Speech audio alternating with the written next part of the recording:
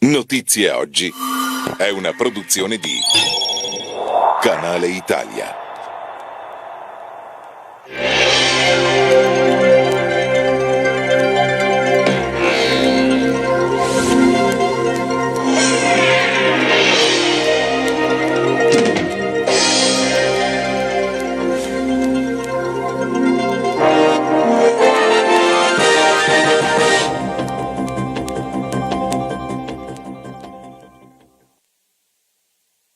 Buongiorno a tutti, ben alzati.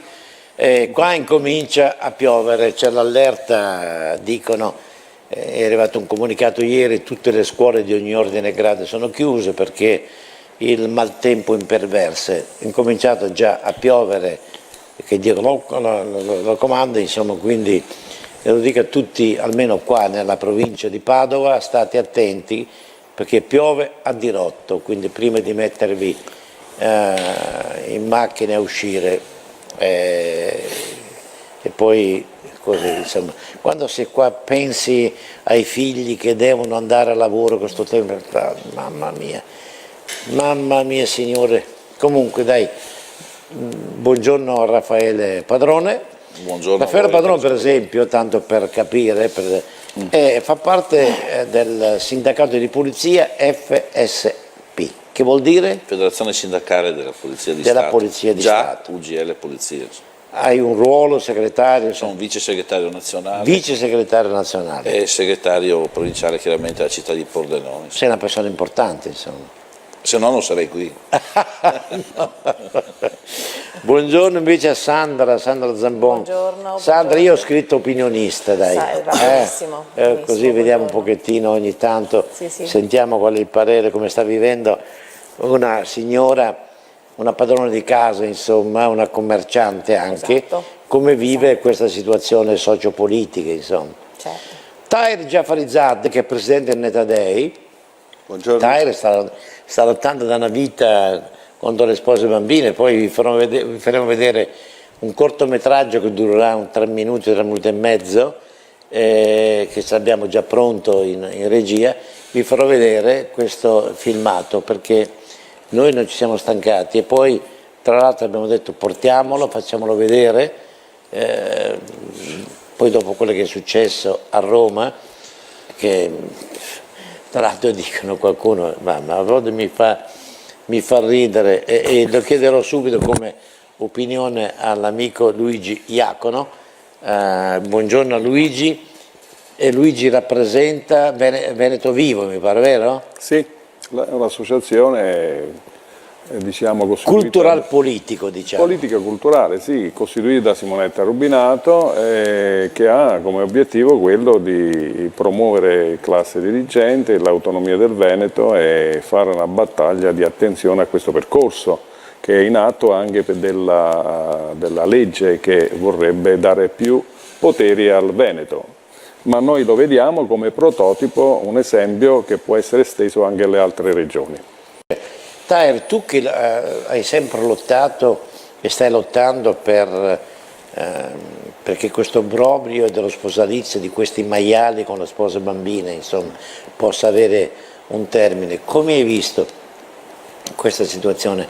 Così a livello di cronaca, che se dovessi dire io un qualcosa, magari non ha neanche credibilità, è meglio che ne parlate voi, che lo diciate voi, insomma.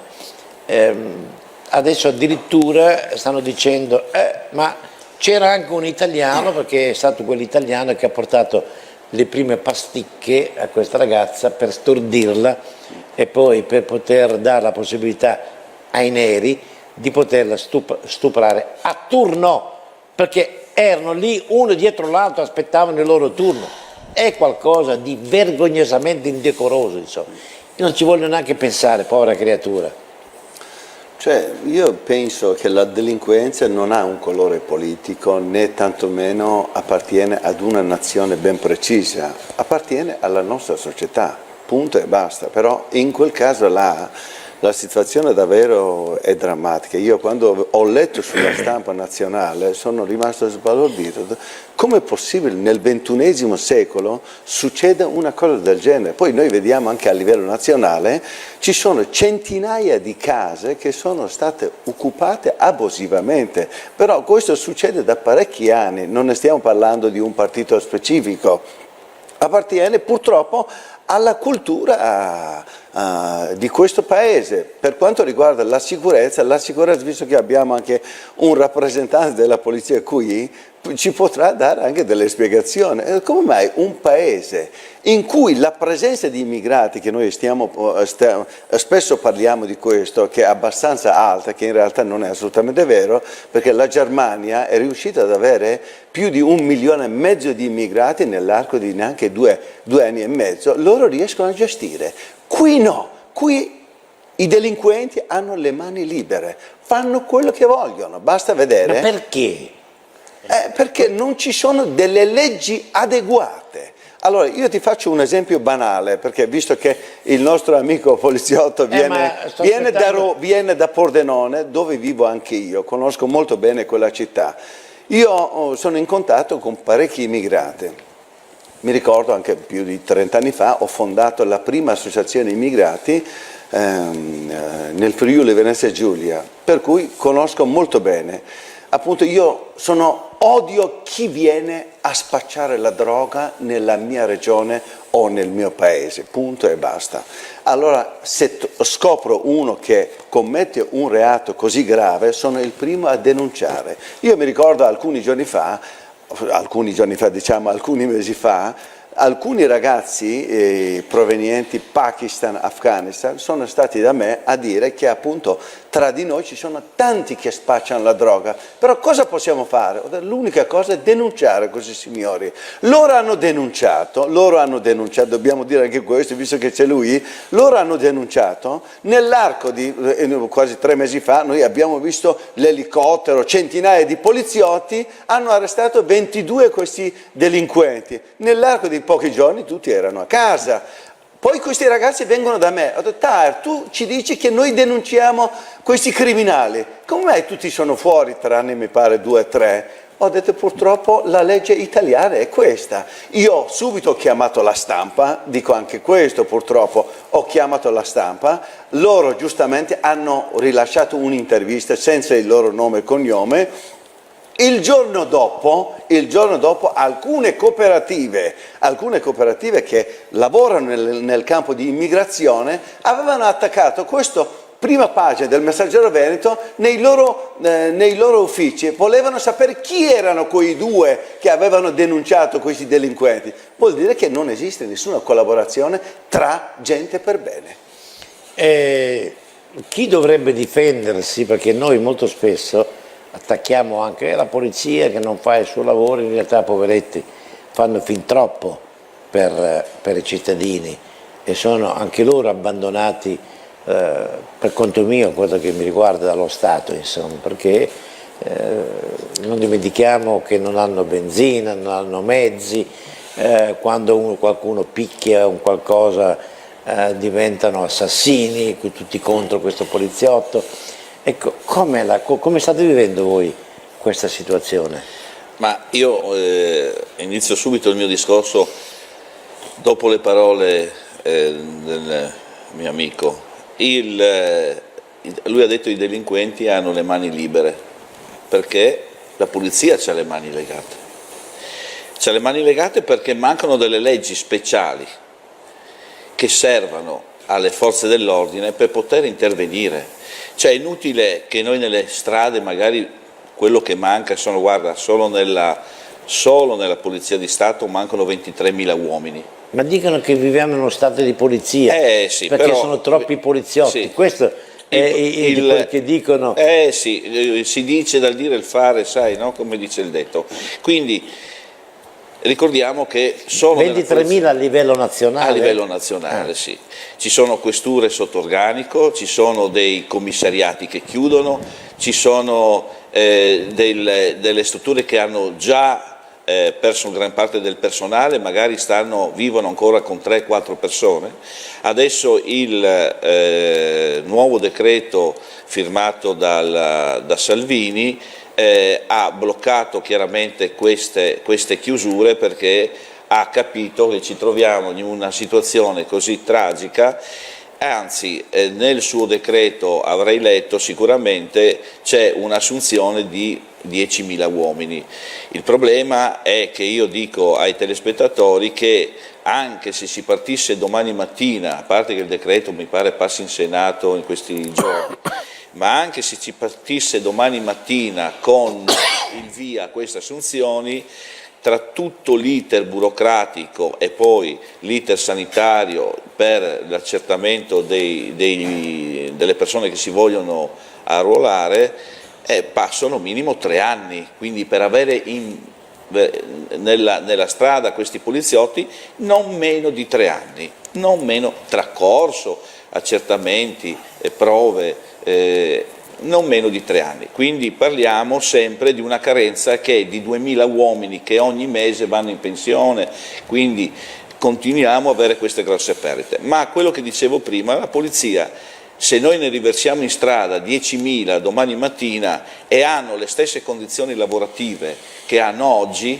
cioè quello di non poter ammanettare una persona in una determinata maniera, di non poter reagire in una determinata maniera. Abbiamo visto quanto tempo è passato per avere una sperimentazione di una pistola che non è letale ma dà delle scosse elettriche, ma ti permette di non avere un contatto fisico con il delinquente. Cioè in Italia ogni volta che si deve fare qualcosa ci vogliono le sperimentazioni, ci devono essere i pareri sanitari, ci devono essere. Figurate quando andate poi davanti a un'aula di tribunale che sappiamo benissimo essere schierata e quindi totalmente a favore sicuramente dei soggetti che non malavitosi, che quelli delle forze dell'ordine. Quindi, tornando anche al discorso della signora che parlava di Roma, io a Roma ci vado, voi dovete sapere che ci sono interi quartieri a Roma al buio, perché per risparmiare energia elettrica sono stati messi al buio, quindi sono tutti cose che danno magari facilità a chi vuole delinquere. Allora, non abbiamo i poliziotti, non abbiamo gli strumenti idonei per fare questo, ma non abbiamo le leggi che danno una... Cioè sembra che il poliziotto, il carabiniere, sia impazzito, va là, manganella uno per la strada quando gli chiede i documenti. Non è così. E quindi un protocollo di intervento che viene a mancare. Ma poi quando va in aula di tribunale, allora, poi dopo cosa succede? Succede l'estremis, succede quello che è successo a Cucchi, abbiamo visto un processo che è durato parecchio tempo, che alla fine chi ha sbagliato deve pagare, perché chi sbaglia paga in tutti i mestieri, soprattutto nel nostro, che abbiamo una professionalità tale da poter bloccare una persona, limitare la libertà di una persona, magari di un conflitto a fuoco anche uccidere una persona, quindi un mestiere così veloce, io dico veloce perché in pochi secondi puoi dare avere delle soluzioni, ma anche avere dei problemi in pochissimi secondi, e tu devi decidere e sei lì, messo lì, da solo. Appena esci dalla scuola tu già puoi decidere cosa fare. Questo è anche una lacuna grande delle forze dell'ordine, quella che è la struttura delle forze dell'ordine. Quindi, tornando a noi, cioè se la polizia in mezzo alla strada non ha la possibilità di agire come può agire, come deve agire, noi in strada possiamo metterci i poliziotti che vogliamo, i carabinieri che vogliamo, però se questi non possono fare il loro lavoro, scusatemi, è chiaro che in Italia uno va in galera perché ha rubato, poi anzi oggi se uno ruba non va in galera, ma se uno ammazza una persona va in galera, poi c'ha la buona condotta e viene fuori. Poi però abbiamo il rovescio della medaglia, abbiamo questa situazione che giustamente quelle persone che io non reputo neanche colleghi che si comportano in quella determinata maniera, per quanto mi riguarda io leggo e sento purtroppo di cose, sto parlando di cose, di atti che non ho visto, quindi ho visto che c'è stato un processo, ho visto che sono stati indagati 2 carabinieri e sono stati chiaramente cacciati dall'arma. Però attenzione a non far diventare eroe una persona che ha avuto a che fare con le forze dell'ordine perché aveva dei precedenti molto importanti. Questa è l'Italia. E anche perché mi Questa pare l'Italia che che ci sia la sorella strada. che voglia candidarsi, mi pare, quando abbiamo visto, sempre da quello che si legge, che la sorella ha chiamato i carabinieri, gli ha dato anche qualche chilo di droga. Allora, e la mamma l'ha cacciato da casa, poi far passare per eroe una persona, no, questo no. Dimmi. Io sarei molto attento a non generalizzare su tutto. Non è che in Italia non c'è nessuna norma e non ci sono le condizioni anche per reprimere dei piccoli episodi oppure degli episodi che possono poi sbocciare in episodi molto più gravi. Se ci atteniamo esclusivamente all'episodio di Roma, dove c'era un palazzo fatiscente con dei proprietari, dove ci stava lo spaccio di droga, dove si riunivano spesso persone, anche minorenni come nel caso del genere, e dove tutti sapevano dal quartiere, molti hanno denunciato, il sindaco aveva i poteri di polizia urbana per intervenire, non è mai intervenuto e come in quell'episodio, in quella zona lì, ci sono tante altre zone dove non si interviene e dove la popolazione è arrabbiatissima perché non può andare a circolare la sera. Secondo voi? Non si interviene perché questo tipo di episodi, poi ci possono essere degli altri problemi conseguenziali, per esempio tu in pratica liberare quel palazzo, innanzitutto dovrebbero liberare, imporlo la liberazione con le forze dell'ordine ai proprietari soprattutto, va bene. Poi non si interviene perché per questo amore, voglio dire, che si ha per la quiete pubblica, perché si pensa che non intervenendo fin quando non c'è una denuncia o un qualcosa si mantiene. C'è questa cultura, questa mentalità. È gestito quel campo, è un tema molto. Poi per quanto riguarda bisogna fare attenzione, perché io colgo anche nell'amico lì una forma anche sottile di andare a criminalizzare un ragazzo che è stato pestato, perché si dimostra. Ma giustamente devono pagare. Sì, ma voglio dire, però dobbiamo fare attenzione, la sorella si vuole candidare, la madre, eccetera, eccetera. È una forma di delegittimazione di un episodio. Scusami, ma può essere questo, può essere inteso in questo modo. No, assolutamente. No, non può essere questo, capito? No, lì c'è stato un episodio. Qua io non trovo nessun tipo di giustificazione, permetti. Chi sbaglia paga. Chi sbaglia paga. Sì, ma non si può però i carabinieri, sbagliando, non sono andati a fermare una persona che si stava prendendo il caffè o che lavora in banca ma o non che si mette fa in discussione, non si mette in discussione Perdonami. l'arma allora, dei carabinieri.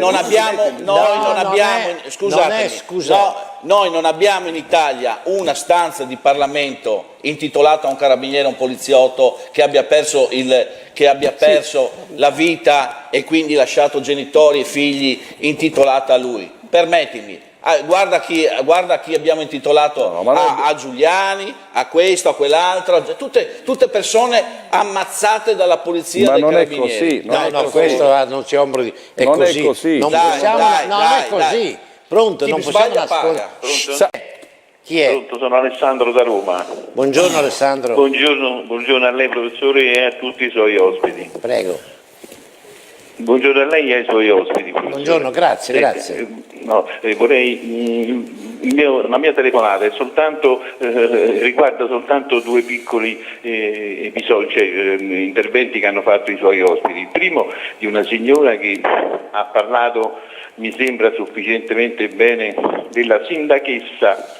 Io sono romano da più di 70 generazioni, quindi penso che Roma come la conosco io la conoscono pochissimi romani, 500-600 mila forse romani veri rimasti. È una vergogna di aver avuto un sindaco di questo genere, ma veramente è una vergogna che dura da oltre più, mi sembra, di una quarantina d'anni per i sindaci che si sono succeduti. La seconda è condivido l'opinione di quel signore che è un ufficiale di polizia con la cravatta rossa. Sì. Solo la cravatta. Forse volevo fare un'osservazione, ho sentito anche, ho visto un po' la stampa, un po' la televisione, c'è questo inneggiamento a uno spacciatore di droga, sì, sarà stato trattato male, giustamente forse, quindi i tutori dell'ordine forse hanno ceduto, non si sono comportati correttamente, ma verificare uno spacciatore di droga, poi lo chiamano geometra, e poi per altre cose io sono un vecchio geometra da capo, quindi mi sembra che sia anche un po' una forma riguardosa rispetto alla nostra professione, anziché dire spacciatori di droga, quindi spacciatori di morte, dicono geometra. Insomma, vorrei fare queste piccole osservazioni, sotto tempo che anche dovuta alla mia età non le sopporto più. Tutto qui, professore, queste 2 osservazioni volevo fare, queste insieme. Va bene, grazie Alessandro. Il problema sapete qual è? Lo dico anche all'amico Iacono. Ci sono i diritti umani che esistono. Per l'amor di Dio, nessuno mette in dubbio, però ragazzi. Ci sono i diritti umani. Sì, i diritti umani e dobbiamo certo. far circolare tantissimi delinquenti che vengono qua per nulla fare, ma per non arricchire, confondiamo. per far allargare la mafia in Italia. Ma non ragazzi, confondiamo, non generalizziamo. C'è una pausa. L'episodio. Questo poi, non toglie nulla. L'arma dei carabinieri è una cosa perfetta in Italia, c'è pausa. che è meritevole, non c'entra. Ci può essere un episodio che va considerato nella giusta misura, nel rispetto dei diritti delle persone e dei diritti umani. Pausa. Pronto? Pronto? Chi è? Pronto, buongiorno professore. Chi è? Maria da Mestre. Buongiorno Maria, mi dica. Allora, non mi sorprende questo fatto qua, perché l'ho già sentito anche qui, che degli insegnanti, mi scusi perché sono un po' chiusa, raffreddata. Non importa, l'ascolto.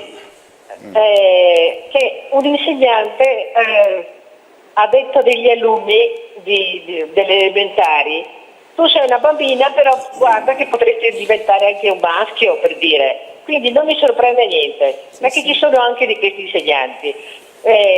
Sono rimasta, mio marito faceva l'insegnante anche lui, era professore, quindi sono rimasta scandalizzata, perché non puoi dire a un bambino delle elementari, puoi diventare un maschio, una femmina.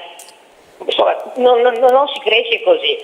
Comunque, se posso fare un appunto al discorso di Cucchi, mi scusi, ma nessuno si è mai posto il problema di dire questo era uno spacciatore. Guardi, quando lo sento io o vedo la famiglia mi sento male, perché ho anch'io 2 figli, uno di 48 anni e ma dico io, questo quando l'hanno arrestato era un angioletto, non si è ribellato, è rimasto lì fermo, ha detto prendetemi. È una vergogna mettere sotto accusa le istituzioni, come hanno fatto con quell'altro là a Genova, chi era, come si chiamava? Ha ragione quel signore che ha detto che hanno intitolato la stanza, è una vergogna, perché loro li prendono, mi scusi, li prendono, ma non stanno lì a dire mettetemi le manette, si ribellano. Quindi è logico che se uno mi dà un pugno, io te ne torno 2, se ho la possibilità di dartelo. Scusa, tu mi metti sotto accusa, perché io non lo so. C'era qualcuno là quella notte che diceva no, sta fermo là, ti do. Ma scusa, ti devo fare ammazzare io che sono un dottore dell'ordine perché tu fai. Ma non esiste.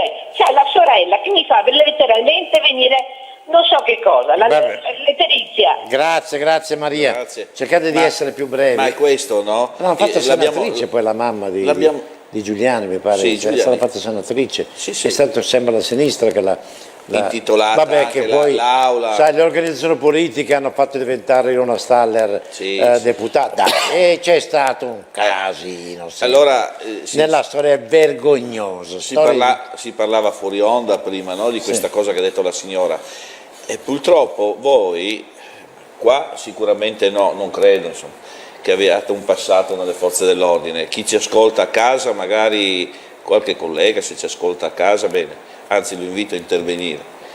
Ma il problema, voi avete mai avuto a che fare con una persona da arrestare?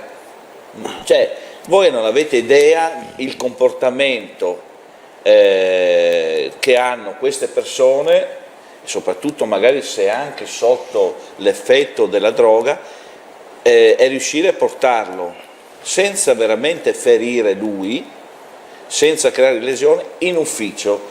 Cioè, è in ufficio, tant'è che abbiamo dovuto mettere le telecamere anche nelle celle, anche nel momento in cui viene portato, perché andavano in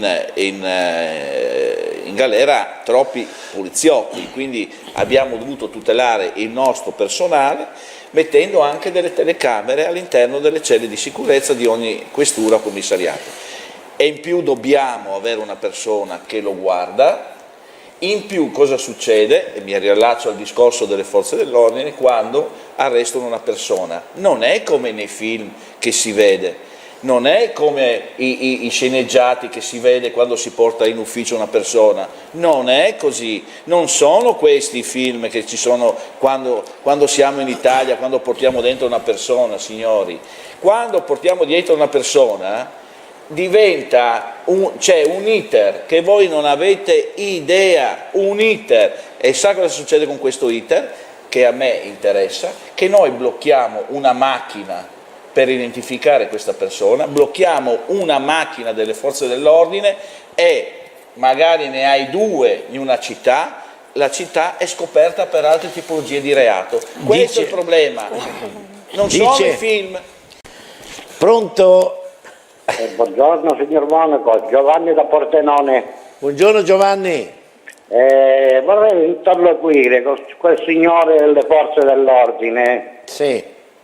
Del caso Cucchi, è un caso simile al mio che mi è successo 8-9 mesi fa. Sia breve però, mi raccomando, non racconti tutta la storia, se no qua non finiamo più. No, guarda, le posso dire, signore, mi hanno massacrato i poliziotti senza alcun motivo, mi hanno un occhio rotto che ho fuori uso adesso, cammino con la benda, me l'hanno cucito con laser, non riesco più neanche a lavorare, niente. Come mai? Cosa aveva fatto lei? Niente, sono andato in un locale come al solito da 30 anni per mangiare, una panetteria, e c'era un cane che abbaiava, sembrava un canile. Mi sono lamentato gentilmente per sto cane al proprietario. Come un cane in un ristorante? Sì, in una panetteria. Io, siccome sono ammalato di un tumore, mi dava un fastidione che non le dico. Gli ho chiesto gentilmente di mettergli la museruola se deve fare quel casino, mi ha risposto in un malo modo. Sono intervenuti le ragazze dietro il banco dicendo che gli faccio scappare tutti i clienti, che sono tutti i giorni ubriaco. Una cosa non le dico, lì è venuto un parapicchia. Comunque abbiamo un po' due parole di qua e di là, vado per uscire e i proprietari da fuori mi tengono sequestrato dentro senza poter uscire.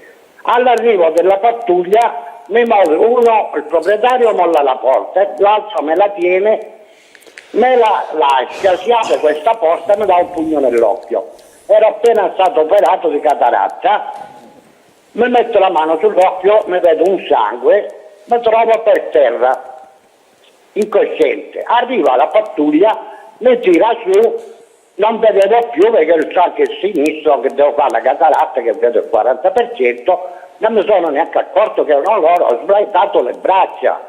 Non le dico, mi portano fuori e cominciano a darmi manganellate, mi hanno ammanettato, mi hanno così stretto le manette, mi sono lamentato di mollarmi un po' le manette, e invece giù botte sul costato sinistro. Meno male che non mi hanno colpito sul destro, perché se mi prendevano il porte rimanevo sul posto. O se avevano quelle pistole. Lei, detto questo, ma lei ha fatto qualche cosa? Avrà fatto niente. Ma lei, no scusi, non è andato a denunciare poi? No, mi hanno dato 8 mesi perché il giudice non mi ha fatto nemmeno parlare. Io gli ho detto che ha detto pure che ho rotto tutte le vabbè, questo, grazie, dai Giovanni. Vabbè, questa è la sua campana, bisogna sentire se il giudice ha dato 8 mesi, se il giudice non ha, sentire anche... mi permetto di dire, io non so chi sia stato, se la polizia e i carabinieri, ma comunque chi sia, se il giudice non ha ritenuto neanche di ascoltare le forze dell'ordine, forse la campana dobbiamo sentirla da entrambe le case, perché comunque se gli ha dato 8 mesi... evitare questi massacri, insomma, sì, dai. ecco. Vabbè, dice la signora Giovanna da Potenza, ora stanno distogliendo l'attenzione dallo stupratore l'italiano che forse forniva la droga. Mi sembra la stessa cosa che fecero quando i rumeni hanno massacrato, vi ricordate quei due coniugi, e dissero che fra di loro c'era un pugliese, quasi a voler scagionare i delinquenti rumeni e sottolineare che la colpa è degli italiani e non di questi neri. C'è questo meccanismo, è come quando un giudice, caro Iacono, anziché condannare, stavo dicendo, lo spacciatore, dice poveretto, lo fa perché ha bisogno. Ha bisogno. Questo spaccia morte e si libera perché ha bisogno. Oh, ma qui siamo...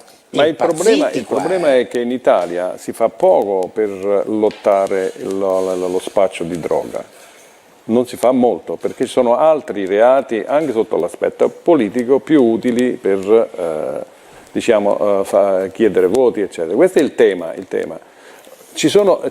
C'è tanta circolazione di droga in giro e ci sono tanti spacciatori. Su questo tema non c'è abbastanza attenzione da parte di tutti, soprattutto della politica. La giustizia, non c'è giustizia, automaticamente c'è delinquenza. Vito, non se ne va fuori, Poi ci sono sfoghi di alcuni signori perché dicono anche mio figlio è stato massacrato. Signori, adesso non buttiamo la croce su, noi dobbiamo baciare i piedi dove camminano questi qua, perché salvaguardano la nostra incolumità, ci salvaguardano. Se qualcuno viene picchiato è che c'è una reazione da parte di... attenzione a non confondere la reazione... ogni reazione corrisponde a un'azione uguale e contraria, dicono, no? Cioè io, se qualcuno tenta di darmi botte e darmi un pugno, cioè, non è che posso dire tieni, non sono Gesù Cristo, porgo anche l'altra guancia, cioè io... L'abbiamo detto prima, voi non avete avuto a che fare con le persone che vengono arrestate, ovviamente per determinati reati.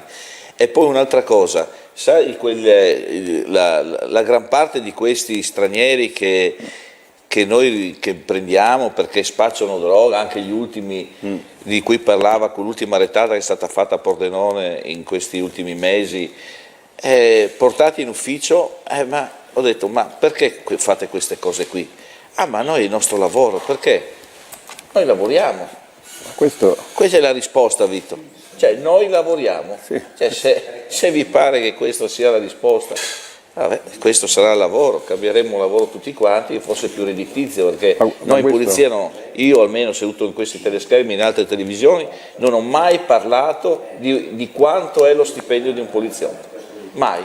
E guardate da anni quanto la polizia non parla soprattutto dopo una crisi che ha preso tutti, gente di 50 anni e 60, 50 che ha perso il lavoro, non mi sembra giusto e corretto venire a dire qua che noi siamo sottopagati. Quindi io personalmente non parlo di quanto guadagna un poliziotto o un carabiniere, però se prendere uno spacciatore e mi dice questo è il mio lavoro, io sto lavorando perché mi vuoi fare questo, perché mi vuoi arrestare, perché mi vuoi sequestrare la droga, ditemi se questo va bene a voi, a me non va bene. Questo è il ragionamento unico.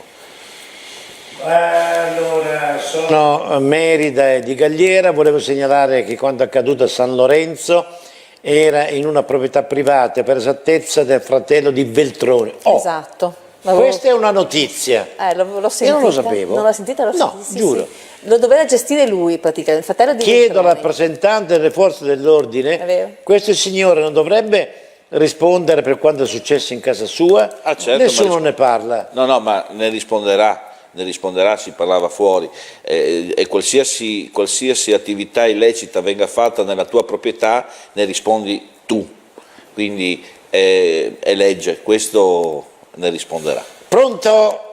Pronto professore, grazie della chiamata, come sta? Bene, grazie. Chi è lei? Sono Marco da Maccomer. Sì, Maccomer dov'è che si trova? Provincia di Nuoro, dove hanno ammazzato quel ragazzo con la motosega. Io non lo sapevo neanche questo, l'ho letto, per questo l'ho fatta chiamare.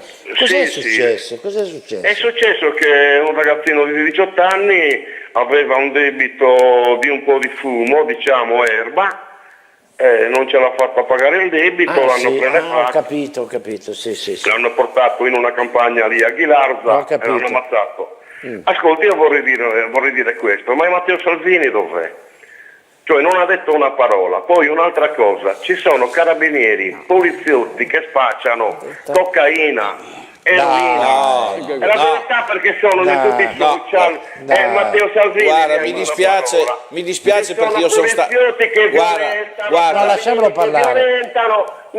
Matteo Salvini neppure una parola. No. Adesso io li vorrei lasciamolo parlare.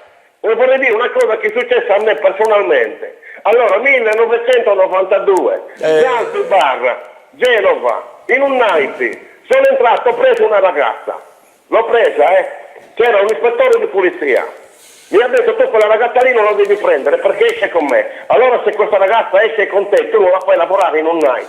Mi hanno preso, hanno chiamato una pattuglia, mi hanno portato in questura a Genova, mi hanno messo in una celletta, è entrato un poliziotto, mi ha preso i capelli, mi ha sbattuto la testa, mi ha spaccato la testa, mi hanno portato in ospedale. Il dottore all'ospedale di San Piergalena, perché me lo ricorderò come oggi, ha detto: il ragazzo deve stare qua. Un poliziotto invece ha detto: no, il ragazzo deve venire con noi perché è a rischio. Ma dunque Marco, qual è il fine della sua chiamata? È questo.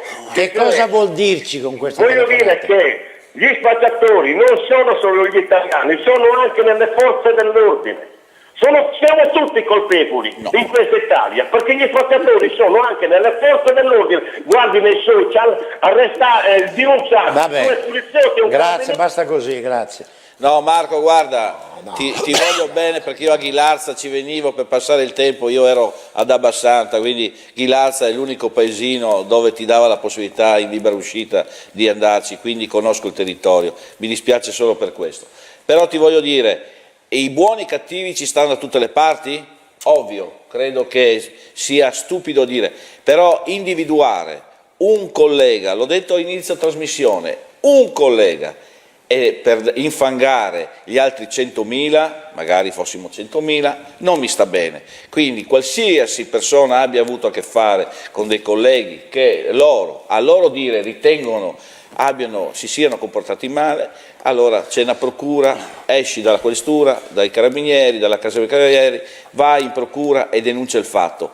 Questo è quello che mi sento di dire, però incriminare gli altri 60.000 poliziotti perché tu hai avuto a che fare con uno che a tuo dire si è comportato in questa maniera, a me personalmente non sta bene. Ti voglio bene lo stesso perché, ripeto, ci venivo a Ghilarza a passare 10 minuti di libera uscita, quindi conosco il tuo territorio, però così non va bene.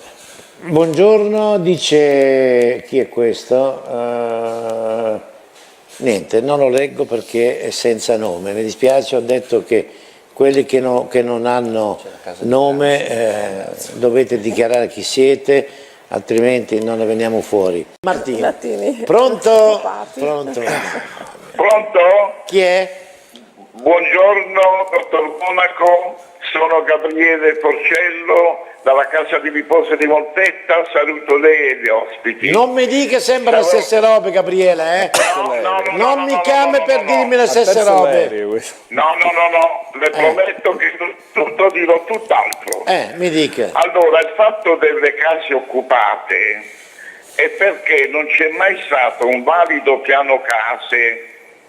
L'ultimo è stato fatto da Fanfani.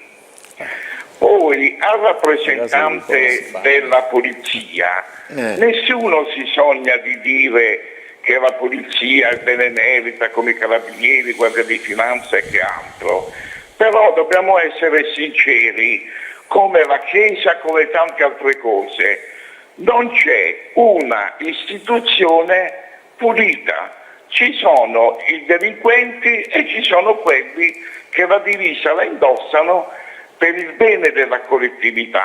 Ma bisogna dirlo, non bisogna essere mi pare offesi. che l'ho detto in tutte le salse La ringrazio. e in tutti gli Buongiorno, interventi. buongiorno anche a Molfetta. Pronto? Ecco, questo. Sì, pronto. Chi è? Sono Giuliana dalla provincia Olbia Tempio. Di? Buongiorno a lei professore e a tutti i suoi ospiti. Allora, prima di tutto la mia grande solidarietà per il dottor Gianluca Versace, perché quel giorno quando ho visto quell'individuo bardato com'era, mi è scappato tanto da ridere e non certo non Vabbè, dai, non torniamo su queste cose. Mi faccia dire un'altra cosa. Mi faccia dire allora, per solidarietà alla polizia e ai carabinieri, perché io seguo solo Canale Italia per tutto, mando in onda, sono stanca capitano, oppure capitano sono stanca, cantata da Alida Ferrarese. Ah sì, Io, Alida Ferrarese è una grandissima Alida Ferrarese cantante. canta Sono stanca capitano. Va bene, grazie, lo chiedo a Roberto Rauli se riesce a trovarlo, anche perché io ho molta stima di questa signora, di questa cantante, quindi dico a chi sta facendo sto numero di telefono, non può telefonare, è solo per messaggi, può capirlo o no? Oh! Vito, ma Ragazzi, poi dice... Vito, ma lo sai che anni fa, quando c'era la distribuzione dei nuovi cinturoni della polizia, ci fecero sostituire immediatamente i cinturoni perché erano neri e ci prendevano per fascisti? Domanda per te. Grazie. Dice, c'è un autista qua, Giorgio, voi, dice, io uscendo al casello di Occhiobello, i poliziotti mi hanno fermato, era assolutamente in regola, con le ore di guida, con le pause di tutto il mese, assicurazione, revisioni, gomme, l'hanno picchiato, eccetera, eccetera. No. Alla fine sono riusciti, visto che mi avevano fermato, no, a farmi una multa per una lucina di ingombro laterale, morale. Grande professionalità. Diciamo che fermano il nostro, ma quelli che arrivano dall'est non li ferma nessuno. Non li ferma nessuno. Porca miseria, altro che smog. Allora, non è che non li ferma nessuno. Non è che non li ferma nessuno. Il problema è che gli fanno la contravvenzione per i rapporti internazionali, quella contravvenzione si perderà nel nulla, nell'etere, esatto, nell'online. Specialmente se devono leggere la carta d'identità. Allora, io ho fatto questa battuta della grande professionalità, però è vero, perché adesso quell'autista si dovrà pagare la contravvenzione. Ecco. Poi c'è gente magari che arriva con camion o corriere, esatto, fa stragi di persone targate straniere, perché chiaramente le loro leggi non hanno modi e tempi di regolare il controllo del mezzo e succedono le stragi anche di turisti. Sono Emanuele da Roma, avrei voluto intervenire in diretta visto l'argomento ma non riesco a prendere la linea. Sono figlio del vecchio slogan "la polizia a servizio del cittadino", ovvero una vecchia guardia DPS. La situazione delinquenziale odierna è dovuta soprattutto alla depenalizzazione selvaggia messa in atto nel 2012. Proprio per questo motivo i giudici possono solo che applicare le leggi in vigore dove non è più prevista la determinazione ma pene pecuniarie. Forse il PD credeva di fare cassa? Pronto? Pronto, Vedete? professore, buongiorno. Chi è? Sono Rita dall'Alpago, buongiorno anche ai suoi ospiti. Mi dica. Allora, 2 o 3 considerazioni per sistemare l'Italia. È urgente che, primo, la giustizia non deve essere interpretata o maneggiata solo per collocare i giovani legali sfornati dalle università poco rigorose. Secondo, va rispettata la Costituzione tanto quanto andrebbe rispettato il Vangelo. Terzo, i buonisti che hanno messo in atto leggi e azioni contro il vivere civile devono pagare. Quarto, chi sbaglia deve pagare ad ogni livello di categoria, anche nella Chiesa. basterebbe questo per rendere responsabili, autonomi e ricchi gli italiani. Grazie Rita, buona giornata, buona settimana. Possiamo solo aggiungere una cosa al collega che ha telefonato. Io aggiungerei su quello che ha detto il collega la certezza della pena, perché oggi, ripeto, non si va, ma chi va non ci rimane. Ecco. Chissà quanti ricatti e intimidazioni devono sottostare quelli che governano, che vogliono governare a Roma. Parla della città di Roma, dice Daniela, proprio della provincia di Roma. Sono Angela da Cuneo, volevo solo ringraziare le forze dell'ordine, loro poveretti rischiano anche la vita, poi certi giudici li lasciano liberi. Il mio pensiero va a Desiree e a Pamela. Come mai nessuna parola da parte delle istituzioni, a parte Salvini? Poi basta questo Cucchi, non è un eroe, grazie. Io non l'ho neanche citato, l'ho citato adesso perché ho dovuto leggere il suo pensiero. Ne ho parlato io prima. Ah, tu ne hai parlato. Signora, non vogliamo né parlare né fare esempi di alcun genere. Noi stiamo cercando di far conoscere anche persone, diciamo, che vogliono cambiare la politica. Si parte dal Veneto, per dire in tutta Italia, per esempio questo sì, ed è questa mattina presente Luigi Iacono, che è un consigliere di questo Veneto Vivo, che vuole cambiare le cose e farle andare meglio, insomma, no? Ma condividiamo quello che ha detto, l'elenco che ha fatto la signora prima, con l'aggiunta della certezza della pena. Io penso che lo condividiamo tutti. Dobbiamo solo fare attenzione, come dicevo prima, fermo restando, voglio dire, l'indispensabilità, il lavoro enorme che fanno le forze dell'ordine in grandi difficoltà, come diceva, anche di organico, di cose, eccetera. E questo è un po' il risultato della spending review che c'è stato un po' per tutti.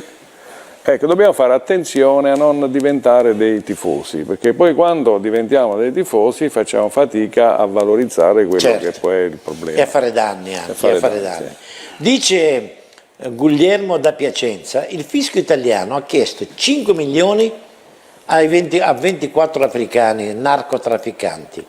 Ecco la risposta, è il nostro lavoro, così sono legali. Perché tutti i problemi che riguardano le persone, in questa trasmissione, ma non la mia, ne abbiamo sempre parlato. Solo che non riusciamo a trovare, salvo alcuni casi, non riusciamo mai a trovare il bandolo della matassa. Ne abbiamo parlato per esempio delle spose bambine, grazie a Taher che insiste e che è come un rullo compressore. E chi lo ferma quell'uomo? Quando ha delle idee belle, positive per dire queste bambine devono vivere la loro fanciullezza, devono crescere e aspettare il momento in cui saranno loro a saper scegliere il proprio marito, non ad essere imposto. 9 anni, sono ancora il biberon poppanti, insomma, non sanno nulla ancora della vita, nulla, e li metti in mano a questi luridi, straluridi. Mamma mia, sarebbe, guarda, da dire di più, ma non trovo elementi e parole per descrivere questi... La domanda, io volevo fare una domanda, ma come... Prego, fai pure. No, volevo dire, ma come se questo fenomeno è molto sviluppato, in Italia si diceva che nelle moschee, come mai non si riesce a reprimere questo? Ma se stanno qua, la sinistra, ha allargato le moschee in Italia, hanno permesso ma che ci non credo che hanno andiamo a aprire noi una chiesa cattolica. È vero. Ma è vero anche... Adesso ci sono, penso, le leggi. Ma anche sì, ma è vero quello che ha detto. Io non entro quando si parla di politica, però permettimi, hanno chiuso commissariati di polizia e hanno aperto moschee in Italia. Bravo. Sì, vabbè, ma questo problema esiste, però oggi la Stefani potrebbe intervenire subito. No, guardi, io non voglio mai personalizzare, prima di tutto. Qui deve intervenire lo Stato italiano e punto e basta. Però noi, per quanto riguarda la legalità secondo me, visto che abbiamo anche un amico della polizia che è presente, Purtroppo non esiste in Italia, perché io mi ricordo, lui avrà letto delle mie interviste sulla stampa sia della nostra regione che a livello nazionale. Noi abbiamo denunciato parecchie volte la presenza di alcuni criminali dell'ISIS passati dalle moschee pordenonesi e non sono stati neanche fermati, sono stati arrestati fuori dall'Italia. E ogni volta che parlo con loro, giustamente, loro diranno noi teniamo sotto controllo, va bene, hanno microfonato tutta la moschea, però loro non sono così stupidi a fare certi discorsi all'interno della moschea, faranno altrove. Cioè purtroppo non esiste questa legalità. Cioè per quanto riguarda i registri dove vengono registrati questi matrimoni, purtroppo sono clandestini, come l'esempio lampante è quella ragazza di Ravenna, quella di Bangladesh di 12 anni che è stata data in sposa. Altre informazioni noi leggiamo, ad esempio poco tempo fa, esattamente il 17 febbraio di quest'anno, una bambina di 15 anni si è suicidata. Noi abbiamo saputo che appunto il suo padre, che è un pezzo grosso della moschea di Pordenone, avrebbe promesso ad un signore molti anni più grande, però ancora non se ne parla di questo. Quando abbiamo cominciato a parlare di questo argomento, lui subito si è trasferito dalla regione. Cioè gli argomenti ci sono. Noi ogni volta che andiamo al tribunale troviamo questa frase che ci fa anche ridere: la legge uguale per tutti. Io non esagererei su questo. No, io non esagero, io sto dicendo dei fatti realmente accaduti. Non sono fantasioso come certi politici. Sì. La legge è uguale per tutti, la legge deve essere uguale per tutti, però in realtà non è così. Ma diciamo delle cose che sono nelle cose, voglio dire, la legge è uguale per tutti, io penso che le forze dell'ordine fanno un ottimo lavoro, riescono a reprimere e mantenere, pensiamo al terrorismo, al problema del terrorismo, non abbiamo avuto episodi eccetera, hanno lavorato benissimo, senza clamore, senza casini, quindi allora, l'ISIS non c'è stato, ma io una cosa che vorrei capire anche, ma questa legge che avete, il disegno di legge che avete presentato, contiene degli elementi utili a reprimere questo? Sì. Certo. Questa legge, praticamente io faccio un esempio banale, perché nella tradizione islamica è l'uomo che conta, la donna non conta niente, però la donna anche è responsabile nel momento in cui papà autorizza la vendita della sua bambina al miglior offerente, perché normalmente si sposano, danno questa povera bambina ad un parente della famiglia, però certe volte capita che danno ad un uomo facoltoso, però in 2 casi chiedono una cifra. Questa legge cosa prevede? Carcere da 4 a 7 anni non solamente per il padre, anche per la madre, perdere permesso di soggiorno, espulsione. Cioè uno che viene qui a lavorare, prima di prendere una decisione così drammatica per la bambina, ci penserà 10 volte. Ad esempio una cosa del genere non esisteva fino al 2014 in Svezia. La Svezia ha messo questa legge. Una volta dalla Svezia portavano 4.000 bambine verso i loro paesi d'origine, adesso siamo arrivati una decina.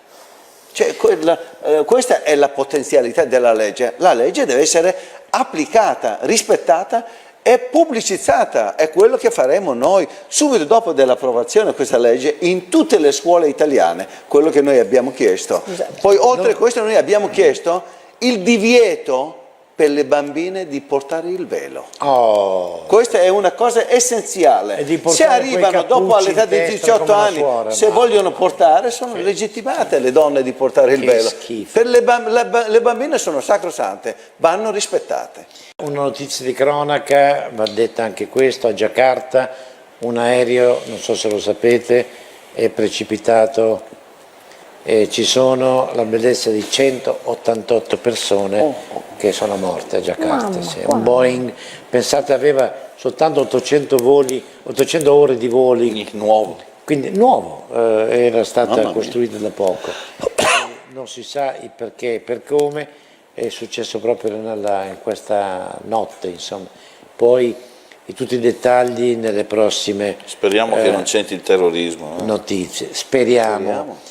Perché lo stesso si parlava di Leicester, di quel presidente della squadra inglese che thailandese, fatto per acciarsi, mi pare così strano. Non si sa, perché guarda, ormai viviamo in una società, io non lo so, guarda, qualcuno dice il mondo è sempre stato così, non c'è stato... non è vero. No, non è vero, adesso proprio è un periodaccio, insomma, tanto che dice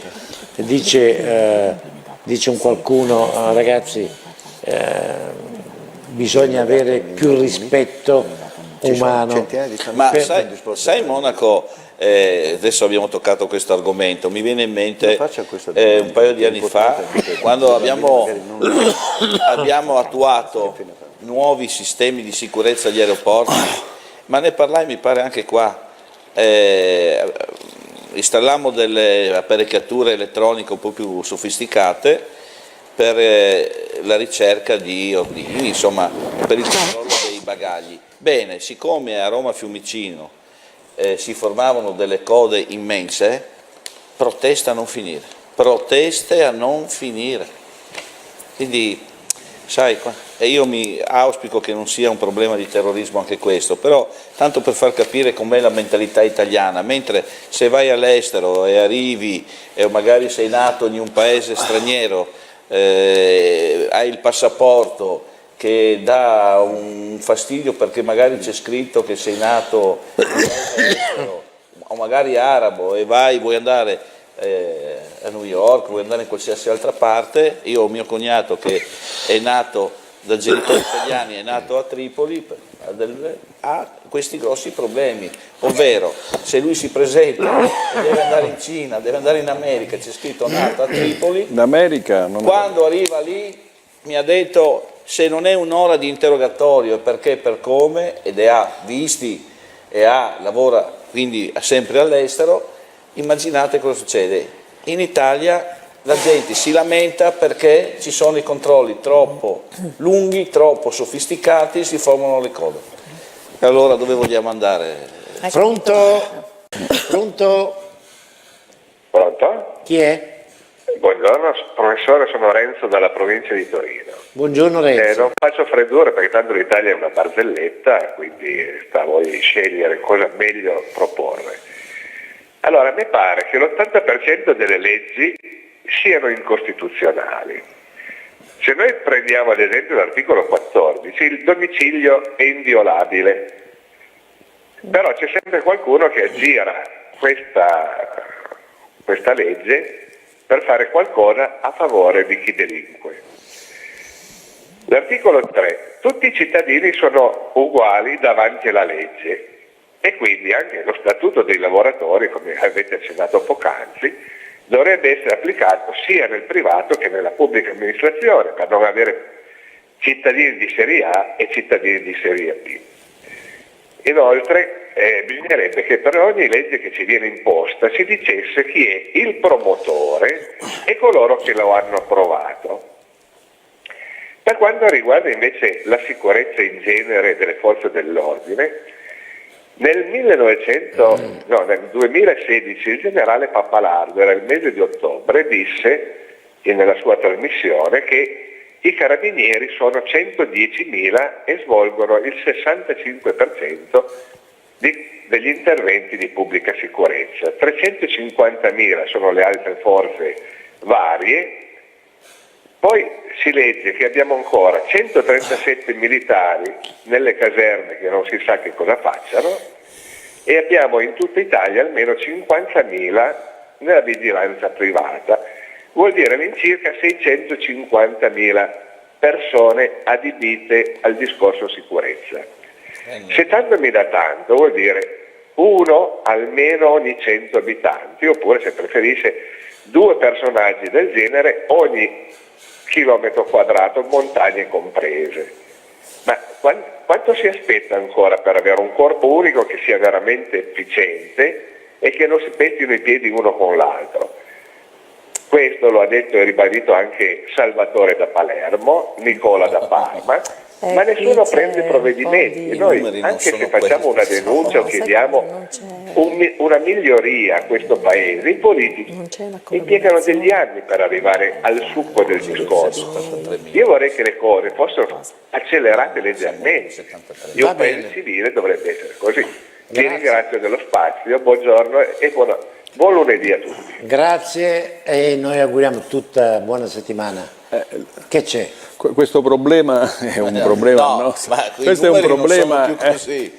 Cioè una volta, Non sono più così. ma perché- una volta dal palco per ringraziare le forze dell'ordine, sbagliai e non mi ricordai di una cosa successa alla fine del mondo, per cui per dire com'è sentito questa differenza, questa diversità, Io estrapolo sempre. anche se hanno delle funzioni abbastanza diverse. Certo, no, io estrapolo sempre quello che mi interessa dalla telefonata quando si parla di numeri o si parla di sicurezza. I numeri purtroppo, caro signore, non sono più quelli, o meglio, quelli che dovrebbero essere, ma siamo circa a un po' più della metà di quelli che ha detto lei. Poi è chiaro che, come diceva il consigliere, le mansioni sono diverse e quindi le attività sono diverse, non parlo di polizia e carabinieri, ma già la Guardia di Finanza c'è un'altra mansione, c'è un'altra attività specifica, quindi insomma da lì a pensare, il vero problema, da lì a pensare al corpo unico, sai cos'è? È di tutti quei generali cosa facciamo? Quello è il Questo è il problema. problema. Trovi un generale dei carabinieri che non vuole perdere il posto. Tu lo sai che in Italia che il vice comandante generale dell'arma per un giorno prima della pensione può passare nella Sì. quindi Germania sempre quello più ce lo chiediamo. verde, Porca crollano miseria, tutti i CDU generali e l'ultimo SPD, mese. altro È schiaffo vero, per la uno scandalo Merkel. anche quello. E poi l'allerta, qua grandi opere, vedete, nel governo, Conte si scusa, colpa mia, e il sì poi di Trump. Buongiorno direttore, dice Franco da Olbia, che strana l'Italia, vede i diritti umani di chi delinque, mai quelli delle vittime. Questo è Franco da Olbia. Con i nostri soldi l'Europa finanzia anche lo show trans, dalla proiezione di 42 film in Lituania alla campagna per l'indennità sessuale in Cina e Colombia, fondi a pioggia per attivisti e manifestazioni, basta il marchio LGBT e l'Unione sborsa milioni. Aiuto in Italia, spariscono le scuole cattoliche e poi parla a cacciare, Bruxelles ora si calmi il governo, non c'è alternativa, e parla, chi sei questo? Fitussi? Fitussi. Fitussi. Vabbè.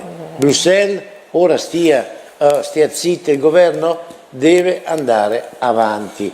Bruciano Di Maio in piazza, troppe bugie, rivolta degli elettori del Movimento 5 Stelle, siete peggio degli altri. Governo verso la resa dell'Unione Europea. Questi in pratica stanno cercando di far cadere. Questa è l'altra cattiveria. Il governo. Ma questa gliel'avevano studiata. Che stanno cercando di demolire. Questa gliel'avevano insomma, preparata. mi auguro che non ci caschiate, insomma. Noi condanniamo chi si difende e invece mandiamo a casa chi invece... Ma chi difende i difensori? Dice per esempio, no? Dice un signore, una signora anzi, chiedo perdono, Lucrezia di Avellino, che saluto, che ci sta seguendo, dice: guarda che io avrei paura a far rientrare Cesare Battista. La sinistra troverebbe il modo di sovvenzionarlo portandolo come ospite in ogni TV e giornali. Sì. Ora il Brasile ha cambiato percorso con l'elezione di Jair Bolsonaro, per cui sarei più tranquilla a lasciarlo lì. Grazie. E lo pagano. Hanno tutti i torti. E lo pagano se va in televisione. Certo, poi scrive un libro. Mica come noi, no, Vito? Non c'è. Appunto. C'è. Pronto? C'è il buono gettone. Pronto? Chi è? Antonietta da Roma, buongiorno. Antonietta, buongiorno. che parlare con lei è come vincere un terno all'otto. Ma ha vinto, dai, mi dà un quarto della sua vincita. Senta, volevo dirgli, quel signore con la cravatta rossa mi piace, quella signora mi piace perché poi è romana. Non dica, lo so, però non faccia... Tutti le piacciono, tutti belli, dai. Perché poi è romana quella signora. Invece quel signore col pullover grigio che ha detto tanto della Raggi, io abito a Piazza Bologna. Allora, alle 8 passa lo spazzino e raccoglie la mondezza. Dopo mezz'ora passano i zingari. A fare cosa? A fare cosa? Dentro i saccoletti stanno a guardare, tirano fuori e lasciano sporco. Allora che dovrebbe fare la Raggi? Lasciare, non so, uno spazzino sempre lì davanti? Per dargli con una bastonata in testa anche? Perché quel signore ha detto che la Raggi non fa niente, ma lasciamoli stare, questi sono giovani. Vedi qualcuno che va difende bene, la amica Raggi. mia, un abbraccio, Qualche Antonella. romana che difende Un la Raggi. abbraccio, non è romana la Zambon, il cognome stesso lo dice, Zambon. Però amo la vostra città, perché... Però la signora è simpatica, sì. è simpatica. Comunque, nel suo modo le ha detti, insomma. La legge dovrebbe essere uguale per tutti, ma non è così, perché quando si ferma una macchina, ma alla guida c'è un collega, basta che faccia vedere il tesserino e non c'è nessun controllo, dice Chiara da Castelfranco. Non è vero. Ti faccio vedere il mio verbale di 123 euro. Che hai avuto? Sì. Ti hanno fatto... Se ho sbagliato, ho pagato. Vito, posso fare una battuta sulla legge? Guarda, dice questo signore, professor Monaco, se mi consente vorrei sapere, no, non lo consento perché non ha scritto chi è. Pronto? Quindi cancello subito senza capire neanche anche 2 punti mi hanno tolto. Dire. Anche 2 punti mi hanno Ti ha tolto?